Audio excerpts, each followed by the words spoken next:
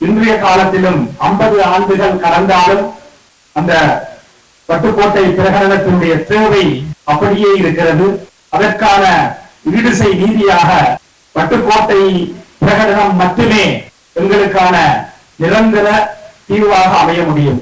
இந்த பட்டுக்கோட்டை பிரகடனம் நிறைவேற்றப்படுவதன் ஊடாகத்தான் மீள நிகழாமை உறுதிப்படுத்தப்படும். ஒற்றுமை அவசியம் என்பதில் மாற்று கருத்து கிடையாது.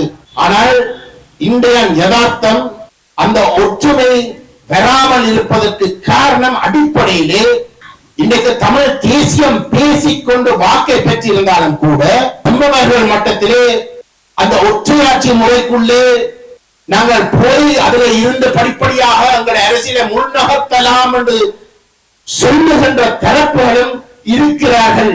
அந்த தவறான பொய்யான் ஒரு அரசியல் மோசடியை செய்கின்ற பாதையை நாங்கள் நிப்பாட்டாவிட்டால் இந்த ஒற்றுமை என்றதும் நாங்கள் சேர்ந்து எங்களுடைய மக்களை ஒரு தவறான பாதைக்கு கொண்டு சேர்க்கிறதாக அமையும்.